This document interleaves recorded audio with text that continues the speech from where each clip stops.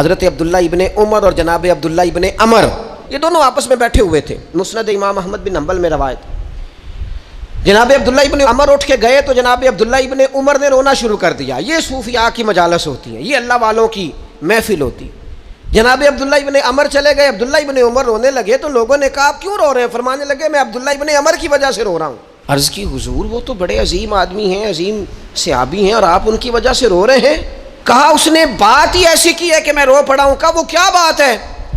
تو جناب عبداللہ ابن عمر فرمانے لگے عبداللہ ابن عمر کا خیال ہے کہ اس نے نبی پاک علیہ السلام سے سنا ہے کہ جس کے دل میں رائی کے دانے کے برابر بھی تکبر ہوگا اللہ اسے منہ کے بال دوزخ میں پھینک دے گا۔ رائی کے دانے کے برابر بھی، رائی کے دانے کے برابر بھی، رائی کے دانے کے برابر۔ آپ اس کا سٹیٹس چیک کریں کہ اس کا معیار چیک کریں کہ یہ بیماری کتنی خطرناک ہے، کہ اگر اتنے بھی جراثیم اس کے سینے میں موجود ہوں، دل میں موجود ہوں، تو فرمایا اللہ تعالیٰ منہ کے بل دوزخ میں پھینک دے گا۔ فرمایا یہ بات اتنی سخت ہے کہ اس نے مجھے رلا دیا۔